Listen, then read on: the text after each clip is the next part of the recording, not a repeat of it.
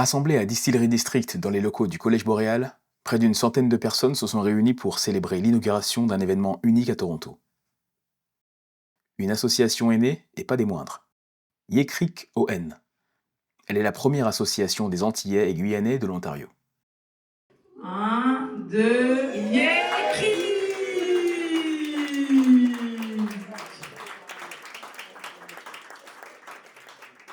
Réseautage, cocktail, artistes live, prestations de danse traditionnelle, l'association a vu les choses en grand.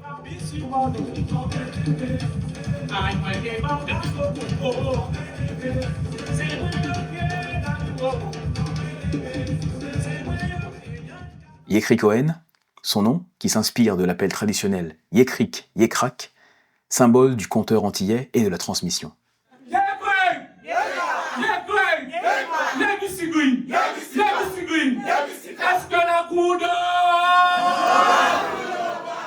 À cette occasion, Funch Curier endosse le rôle de président et nous dévoile l'objectif de la structure. Bonjour, je m'appelle Funch Curier.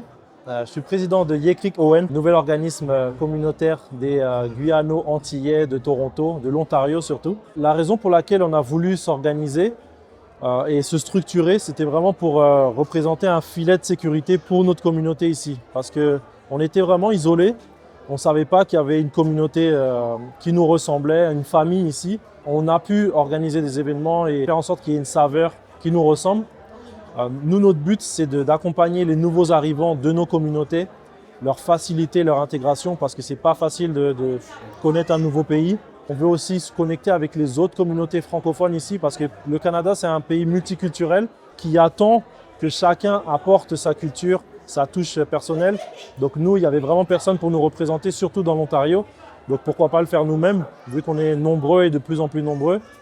Et vraiment, nous, ce qu'on veut, c'est couper l'isolement et faire rayonner notre culture. Au Canada, surtout chez les anglophones, les Guadeloupéens, les Martiniquais, les Guyanais ne sont pas connus. On ne connaît pas notre culture. Les toutes petites îles comme Sainte-Lucie sont plus connues que les nôtres. Donc il fallait qu'on fasse quelque chose et plutôt que d'attendre que ça vienne de l'extérieur, autant qu'on agisse dans ce sens-là. Yékrik ON, c'est le début d'une aventure collective portée par plusieurs membres. Fiers et heureux de constater la création de cet organisme qui n'apportera que des éléments positifs. Je pense que la création de cet organisme était vraiment plus que nécessaire. On est de plus en plus nombreux ici à Toronto, venus de différentes îles des Caraïbes, de la Guadeloupe, Martinique, Guyane. Donc je pense que c'est vraiment intéressant pour nous d'avoir cet ancrage, de pouvoir vivre notre culture pleinement, de pouvoir avoir des activités qui nous réunissent. On le sait, nous sommes fiers, nous sommes créatifs, nous sommes talentueux. Et je pense que c'est vraiment très important pour nous pour renforcer notre sentiment d'appartenance d'avoir cet organisme. Alors je dis longue vie à l'association Yékrik. Je pense qu'il y a plein d'opportunités pour nous, les francophones dans l'Ontario. C'est un vrai avantage pour nous de parler cette langue, à la fois dans le business et également dans la culture. Il y a une très grande diaspora caribéenne ici à Toronto, mais la Caraïbe francophone, elle, est très peu représentée. Donc je suis très enthousiaste à l'idée de faire partie de cette communauté, de cette association. Et je crois qu'il y a plein d'opportunités pour nous de nous faire connaître davantage ici auprès des autres Caribéens et des Canadiens en général, et également de développer des opportunités de business et d'échanges culturels entre, encore une fois, la Caraïbe francophone et l'Amérique du Nord et le Canada anglo-saxon en particulier. Yékrik. Yékrik ON, une association pleine de valeurs, d'ambition, qui a pour mission principale faire rayonner la communauté antillaise à l'international.